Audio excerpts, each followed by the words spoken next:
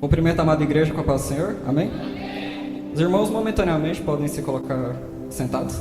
E a gente vai ler o nosso primeiro versículo, que se encontra em Gálatas, no capítulo 6, no versículo 9. Gálatas 6, versículo 9. Todos encontraram?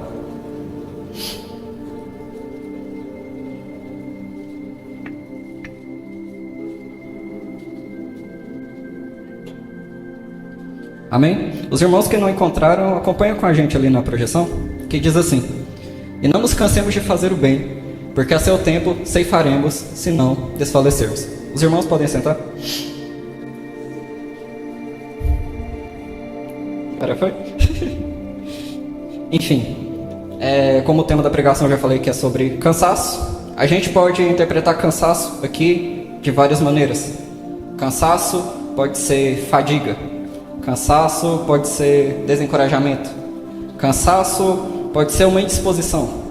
E apesar de todos esses termos, esses sinônimos exemplificarem e se encaixarem muito bem no texto, a gente pode interpretar isso apenas como cansaço. Mas você pode estar se perguntando: Mateus, quando o cansaço vem na minha vida? Cansaço vem depois de batalhas muito longas. Muito tempo orando para passar no concurso. Você tem feito, se esforçado, estudado, fez a prova, não passou. Você tende a cansar. Muito tempo orando pela entrada numa faculdade. Você estuda, faz cursinho, não passa. Você se frustra. Muito tempo orando para um filho voltar para a igreja. Você tem feito, jejuado, se esforçado, feito campanhas e parece que nada acontece. Você tem feito, esforçado no seu trabalho e parece que o reconhecimento não vem, a promoção não vem. Ou então você está desempregado, já fez zilhões de cursos técnicos, deixa currículo e nada acontece. E quando os resultados demoram a acontecer, qual que é a tendência natural da nossa carne? Cansaço. E é bom a gente definir o cansaço, porque eles são de dois tipos. Existe o cansaço físico, que é aquele quando você se esforça, você se desgasta, seja uma atividade física, seja algo que você fez no trabalho, e seu corpo pede descanso. Você quer ficar deitado, em descanso, quer dormir mais cedo. Então seu corpo pede que você recomponha as energias que você perdeu. Mas também existe o cansaço da alma, que acontece muito nos ministérios. E aqui a gente não vê uma repreensão de Paulo. Ele não fala: nossa, como assim você está cansado? Nossa, que surpresa que você se cansou. Não. O cansaço na nossa vida é algo inevitável. Paulo apenas está fazendo um alerta, porque se a gente der lugar a isso, vai produzir no texto o que se chama de desfalecimento. Desfalecer significa que a gente não vai colher o que a gente está plantando. Então é mais um alerta para a gente: cuidado com o cansaço, porque é muito complicado. Muitas vezes da nossa vida a gente se cansa, a gente se frustra, mas se a gente der lugar a isso na nossa mente e nos sujeitarmos a situações e atitudes, algumas atitudes, isso vai produzir mais cansaço na nossa vida. Então eu gostaria de ler agora 1 Samuel no capítulo 30, e não precisa de colocar sobre os pés, tá bom? A gente vai acompanhar aqui no telão. Foi? Então, antes de ler o texto, eu tenho que passar o contexto para vocês. Isso aqui aconteceu 13 anos antes. E antes que alguém manda fazer o L, né, que hoje em dia tudo é política, né? Se eu tivesse de vermelho, misericórdia. 13 anos antes, aconteceu que Davi, ele foi ungido rei de Israel. Samuel chega em Davi, despeja o chifre de óleo na cabeça dele e fala: você será rei. Mas Davi, ele foi ungido, mas ele não pegou o trono. Pelo menos não naquele momento. E o que aconteceu nesses 13 anos na vida de Davi? Eu considero o momento mais complicado que até o momento ele tinha passado. Mas Mateus, o momento mais difícil da vida de Davi não foi quando ele enfrentou Golias? Não, a luta não era dele. Ele podia ter se escondido. Quem tinha que lutar contra Golias era Saul, não era ele. Então eu considero a luta de Golias com Saul o momento de maior glória dele. Não foi o momento mais difícil, ele não precisava de ter ido. Mas agora sim eu considero o momento mais difícil. Por quê? Nesses 13 anos, Davi lutou uma luta que não era dele. Davi foi lá, enfrentou Golias. Quando ele escutou o chamado, né, ele fala: quem é esse circunciso filisteu que ousa afrontar o exército do Deus vivo? E para só ele fala: não temas, meu senhor, porque o seu servo vai lá e vai derrotar esse inimigo. Mas em troca disso, o que ele ganhou? Davi lutou a luta de Saul e ganhou a ira de Saul. Quando Saul ficava possesso, Arthur cantava louvores, ia com uma harpa e Saul o perseguia. Quando Davi orava e ministrava em Saul, Saul tentava matá-lo com uma lança. E chegou num ponto que a perseguição estava tão grande que Davi teve que fugir. E você sabe, ser fugitivo é complicado. Já é difícil você esconder de alguma pessoa. Imagina você esconder do cara que manda no país. Não tem o que fazer. Então Davi saiu e foi com ele 600 homens. A Bíblia chama esses homens de desajustados, endividados. Eram homens que não tinham muito valor para a sociedade até o momento. Mais para frente eles foram conhecidos como matadores gigantes, os valentes de Davi. Mas naquele momento eram os rejeitados, digamos assim. Então Davi sai com esses 600 homens e ele vai para Gate. Para quem se lembra, Golias era um filisteu. Então ele vai pedir trabalho para o seu ex-inimigo. Olha só que calamidade. Ele fez o bem, ele foi ungido, mas ele não teve colheita boa. Imagina o estado de espírito de Davi. Ele, com 600 homens, indo trabalhar para o seu antigo inimigo e morando numa caverna, chamada Caverna de Adulão. Imagina a vida simples, pacata, fugindo sem ter cometido crime algum. E não satisfeito, agora sim a gente vai ler, Davi saiu para guerrear com 600 homens. E ele errou. Ele não colocou ninguém para vigiar a retaguarda. E aí foi o que aconteceu. Em 1 Samuel 30, verso 1 diz: sucedeu, pois, que, chegando Davi e seus homens, ao terceiro dia, a Ziglag era a cidade onde eles estavam morando, já os amalequitas tinham andado com ímpeto contra o sul, e Ziglag e a essa ferido e queimado. Tinham levado cativas as mulheres que lá se achavam, porém a ninguém mataram, nem pequenos, nem grandes. Então somente os levaram consigo, e foram ao seu caminho. Davi e os seus homens vieram à cidade, e ei-la queimada, e suas mulheres, seus filhos e suas filhas eram levados cativos. Então Davi e o povo que se achava com ele ergueram a voz e choraram. Mas olha só o tanto que eles choraram. Choraram até não terem mais forças para chorar. Próximo. E também as duas mulheres de Davi foram levadas cativas, Ainoã, a Jezreelita, e Abigail, a viúva de Nabal, o carmelita. Davi muito se angustiou, pois o povo falava de apedrejá-lo, porque todos estavam em amargura, cada um por causa de seus filhos e de suas filhas. Porém Davi se reanimou no Senhor, seu Deus. Disse Davi a Abiatar o sacerdote, filho de Aimeleque: traz-me aqui a estola sacerdotal. E Abiatar a trouxe a Davi. Então consultou Davi ao Senhor, dizendo: perseguirei eu o bando? Alcançá-lo-ei? Respondeu-lhe o Senhor: persegue-o, porque de fato o alcançarás e tudo o libertarás. Partiu, pois, Davi seus 600 homens com ele se acharam e chegaram ao ribeiro de Bezor, onde os retardatários ficaram. Só até aí, Luana, obrigado. Bom, vocês conseguem imaginar o estado de espírito de Davi nesse momento? Era para ele ter sido rei. Ele sai para uma guerra, ele não teve uma estratégia boa, não deixou ninguém vigiando. Quando ele chega, queimaram tudo, levaram a esposa e seus filhos. E nesse texto, a gente pode tirar 3 atitudes que vão favorecer para que a gente se canse e a gente perca a bênção. Qual que é a primeira? Está no verso 4, Lana, se puder deixar ali. A primeira atitude que Davi e os homens tiveram foi o quê? Uma atitude de desespero. O interessante é que fala que ele chorou, e esse choro não deu forças para ele. Fez foi tirar as forças. E alguma vez você já entrou no seu quarto, viu que os meninos estavam dormindo, o marido dormiu, trancou a porta, ajoelhou e você chorou, mas você chorou tanto que às vezes você nem tinha mais força para chorar? Alguns de vocês já passaram por isso? Eu já. Só que Deus não quer que a gente viva desse jeito. E antes que vocês me perguntem, Mateus, tem algo errado em chorar? Não. Chore o quanto você quiser e chore em paz. Mas vai ter que chegar uma hora que você vai ter que criar forças, e mesmo com os olhos vermelhos você vai ter que enfrentar o problema. Jesus, quando ele está no barco, ele estava no seu descanso, ele estava dormindo, então começa uma tempestade. E qual foi a atitude dos discípulos? Uma sensação de desespero. Eles acordam Jesus, esquecem que Jesus estava no barco e falam: mestre, todos nós vamos morrer, nos salve. Aí Jesus acorda até pensar assim: meu Deus do céu, por quê, né? E aí Jesus levanta, acalma a tempestade. E por que Jesus fez isso? Porque Jesus sabia o propósito dele aqui na terra. Jesus sabia que ele não morreria no mar, mas sim na cruz. Então sucede que o que? Jesus é crucificado, ele morre, ressuscita no terceiro dia, e a Bíblia fala que ele atravessa uma porta. A gente pode considerar essa porta do medo, porque os judeus, porque os discípulos estavam com medo da perseguição dos judeus. Então, a primeira palavra depois que ele atravessa essa porta do medo é o quê? Paz, mostrando as mãos e os lábios.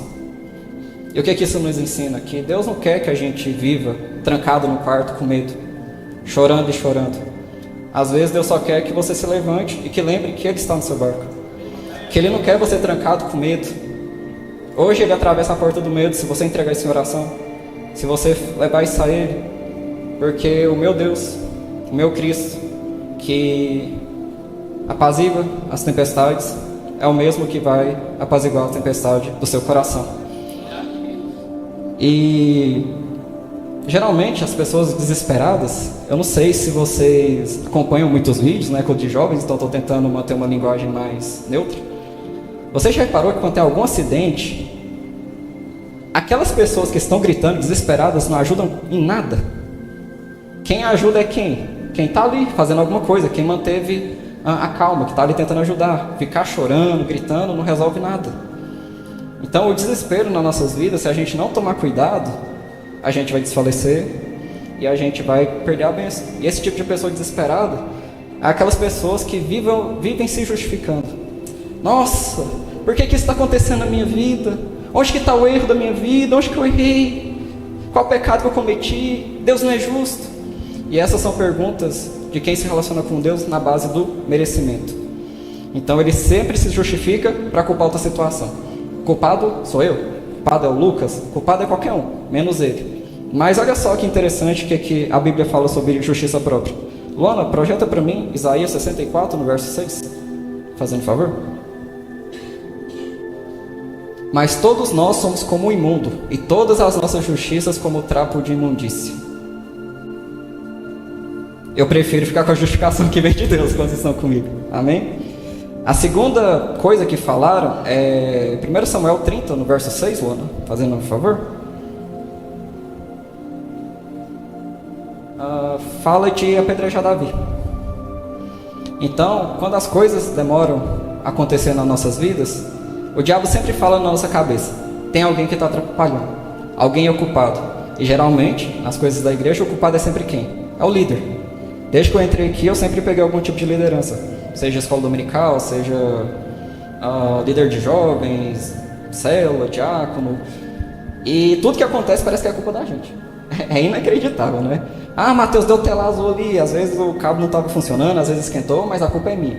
Por que você não projetou? Irmão, você passou pra gente? Não, não passei, mas é obrigação sua fazer. E a gente que é líder, a gente escuta essas coisas, e a maioria dessas coisas a gente não passa para os nossos liderados. A gente escuta, calado, e tenta melhorar, infelizmente. E recentemente, uma situação engraçada, para a virada do ano eu passei todo de branco. E para quem não sabe, eu não sou nem um pouco vaidoso. Eu pego a primeira roupa que eu vejo no guarda-roupa e venho. Tá limpa, eu tô usando, é tipo isso. E aí teve um irmão que chegou em mim e falou assim: não acredito que esse menino tá pegando carga lá, ele é supersticioso que passou de branco. Eu fiquei assim: gente, eu cheguei mais cedo, arrumo ali a mídia para todo mundo, sou um dos últimos a ir embora, mas além de tudo que vocês falam de mim, eu sou supersticioso. Eu falei assim: pronto, se eu soubesse disso eu passava de vermelho, né? Aí eu dava sorte no amor, porque do jeito que tá indo. Não é verdade? Se superstição funcionasse. Mas brincadeira, gente, brincadeira. É sério, mas é verdade. Eu não tô entendendo os risos, né? Mas tá bom, acontece. Mas uma coisa que é engraçada nesses anos todos que eu tô aqui é que geralmente a gente culpa o pastor por tudo. Pastor Francisco, pastora Hilda. É inacreditável. Sempre que uma pessoa vai sair da igreja, ele leva uns 4, 5 junto. E aí você vai perguntar: irmão, por que você está saindo da igreja? Ah, porque fulano ali sofreu na mão do pastor. porque o pastor não me deu atenção, porque o pastor não fez isso. Aí eu fico me questionando, por que que você está trocando alguém que você vê onde o dízimo está sendo investido, alguém que 3 horas da manhã está mandando áudio para a gente, que está preocupado com a gente, quando a gente falta, por uma pessoa que está aqui tem 1 ano, que não conhece nada, nem se adaptou direito, não é verdade? Mas esses ataques, pastora Hilda, minha mãe sabe, isso aqui não está no roteiro, isso aqui era de outra pregação que não deu, mas estou sentindo de falar. Mas é porque a senhora, como o pastor Francisco, assim como Davi, vocês querem edificar uma casa para Deus. E no meio desse processo, Ele vai dar o terreno para vocês. Ele vai dar as pessoas, Ele vai dar sabedoria, vai dar paz, vai dar tranquilidade. E hoje Ele só quer que vocês descansem. Confia nele, entendam. Pessoas vêm e vão. E quem precisar de sair, agradece, porque eles iriam atrapalhar.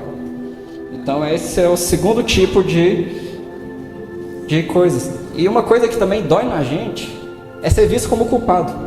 E isso é desde Gênesis, desde Adão e Eva. Deus cria Adão, cria Eva e fala, do fruto ali não coma. Então a serpente vem, engana Eva, Eva come o fruto, entrega o fruto para Adão, Adão come. E aí Deus chama Adão, Adão. Se já era difícil para Davi fugir de Saul, imagina para Adão fugir de Deus, né? E aí, não tem como esconder, fala assim, eis-me aqui. Você comeu do fruto que eu falei para você não comer? Adão não responde, eu comi. O que Adão faz? Sabe essa mulher aí que você me deu? Nem sabia da existência de mulher. Estava bem aqui sozinha, não? A mulher que tu me destes, me deu o fruto e eu comi. No final de contas, Adão estava culpando quem? Eva. Mas no final de contas, quem deu Eva para Adão? Deus. Então quem entra nesse jogo de achar culpados, no final sempre vai culpar Deus, porque tudo vem dele, ele é a nossa raiz. Uma coisa que também é interessante, eu que trabalho com jovens, às vezes a gente dá muito conselho, e é inacreditável tanto que jovens reclamam dos pais. Alguns com uma certa razão, não vou tirar o mérito deles, nem o merecimento, mas por que eu não estou dando certo na vida? É culpa da minha mãe. Por que eu não prosperei? Culpa do meu pai. Não me deram exemplo, não me levaram para a igreja. E eles ficam usando isso de muleta, sabe? Qualquer coisa que acontece na vida deles, eles têm uma justificativa. E só que o inverso, ninguém pensa também. Que pai e mãe também não escolhem filhos. Vocês já pararam para pensar nisso? Se, tipo assim, descobriu que está grávida. Se você pudesse escolher, esse aqui vai ser calminho, esse aqui vai ser um missionário, esse aqui vai ser um médico, esse aqui não vai me abandonar, você não ia escolher? Ia. Mas não é assim que funciona. É o que Deus manda e é o que tem que ser feito. Então é aquela, né? Eu não escolhi ser seu filho, mas eu também não escolhi ser seu pai. Então quem entra nesse jogo de merecimento, no final sempre vai culpar Deus. E Deus não nos deve nada. Ele já nos entregou seu Filho único para morrer pra gente. O que mais que a gente precisa? Jesus morreu sabendo que nem todos seriam salvos. Vocês têm noção do amor que Ele tem pra gente? E por que a gente não é capaz de assumir nossas responsabilidades diante de Deus? Nossos atos são nossas escolhas.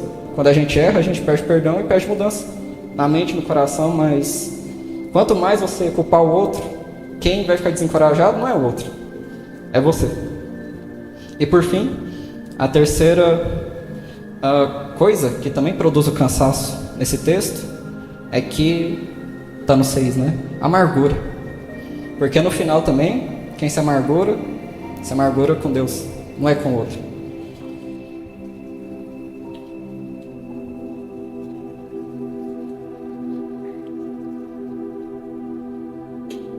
Um exemplo disso é o filho pródigo. O menino sai de casa, pede as contas, né, dá minha herança. Basicamente, você não morre logo, então me dá o dinheiro que eu quero viver minha vida.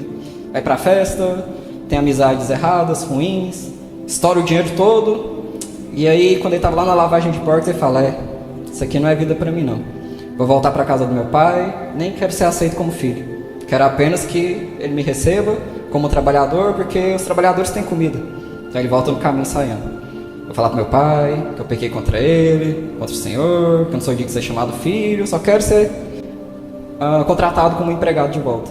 Mas aí quando chega, tem uma reação inesperada. O pai chega, abraça ele, troca suas vestimentas, troca a sandália e coloca um anel no dedo dele. O anel é simbólico. O pai estava aceitando ele novamente como filho na família. apesar dele ter ido embora. E o problema não... Ele fala assim, vamos matar um novilho, vamos fazer uma festa, porque meu filho que estava perdido foi encontrado. Mas o problema não é o irmão que voltou e aceitou a festa. O problema é o que ficou. Ele olha para aquilo ali e fala, eu estou aqui a minha vida inteira, só fazendo bem. Nunca fui para festa, nunca me envolvi com mulher, estou aqui trabalhando certinho, eu nunca tive uma festa. Por que que esse aí está tendo? É o quê? Amargura. O filho pródigo, o pai ali é Deus. E os filhos somos nós. Mas aquele que reconhece que tem maldade no coração, ele vai se alegrar com a festa, quando ele voltar para os caminhos do Senhor. E falando também de amargura, muita gente acha que Deus não é justo. Porque às vezes você está aí orando para casar, tô vendo a risada, viu? Não precisei de rir não. E aí chega uma irmãzinha na igreja, o irmão na verdade, na igreja, você olha para aquele cara, começa a analisar ele de cima a baixo e vê que ele não tem nenhuma das características que você tem. Mas mesmo assim, a menina mais bonita da igreja, mais usada por Deus, ficou interessado nele. Qual que é a atitude sua perante Deus?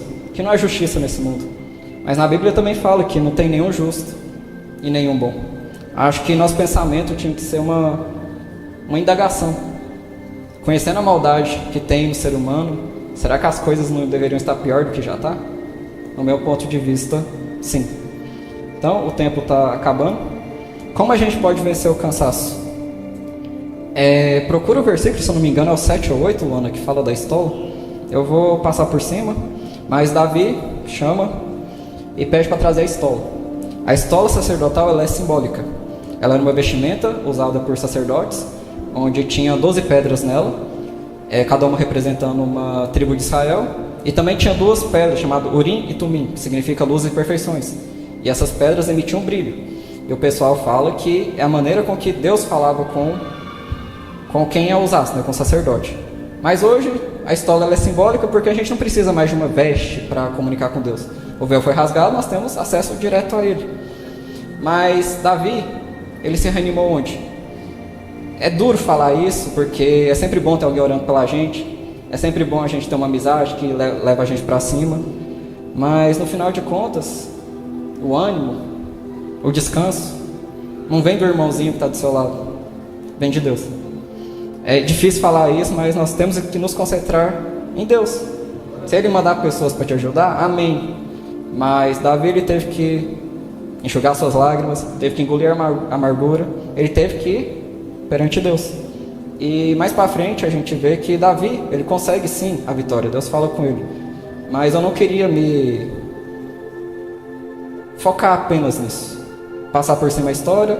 Então Deus fala que Davi vai vencer. Então ele deixa 200 homens agora, né? Ele aprendeu a lição. Vai com 400. Ele acha um egípcio no meio do caminho, onde ele estava doente. Davi promete várias coisas para ele, de cuidar dele. O egípcio foi abandonado para morrer. E Davi vai, vence, traz de volta todo mundo, seus filhos, filhas e despojos que eles não tinham. Então Davi voltou com muito mais do que ele esperava. Só que nem é nisso que eu quero falar. 3 dias depois desse incidente, Saul morreu. E algumas semanas depois, Davi foi coroado rei. Então, no meu ponto de vista, eu acho que naquele momento de maior angústia, de maior frustração, de ver tudo queimado, todo mundo levou embora, o pessoal pensando em apedrejar ele, talvez nem passava pela cabeça dele que a bênção dele estava às portas. E talvez é a situação que você se encontra hoje. Porque você não sabe o que eles estão falando de você no seu trabalho. Você não sabe como é que está a cabeça do seu filho. Mas não desista. A bênção do Senhor está nas portas e Ele sabe disso. Não deixe o diabo colocar coisas na sua cabeça, porque Deus só fala isso. Vai, porque eu sou tua vitória. Se você está escutando outra coisa que não seja isso, não dê ouvidos. Apenas segue e confia. E por fim, eu vou finalizar, que o tempo já está indo. Eu gostaria que projetasse Mateus 11, 28. Então Deus ele não quer que a gente viva cansado, ansioso, desesperado. Ele quer apenas que a gente confie nele. Em Mateus 11, 28 diz: Vinde a mim, todos que estáis cansados e sobrecarregados. E quem vai aliviar? É a gente ou é Cristo? Até para a gente entrar no descanso, a gente precisa dele. Lucas 9, 58. E o interessante é que desde o Antigo Testamento, Deus nos mostra como Ele quer que a gente viva e também a maneira. Deus coloca os peixes para nadar, as aves para voar. O ser humano, ele tem que estar na presença de Deus. Essa é a maneira que Ele quer que a gente viva, sempre na presença. Porque quando você tira o peixe da água, ele se debate até morrer. Quando você prende um pássaro na gaiola, ele não está no seu habitat. E quando você tira o homem da presença de Deus, as coisas tendem a desarranjar.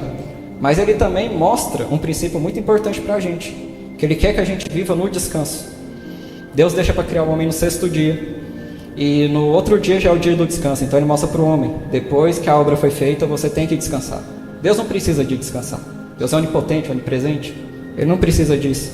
Mas não satisfeito, a cada 7 anos Ele decreta um ano de descanso para o homem e para a terra.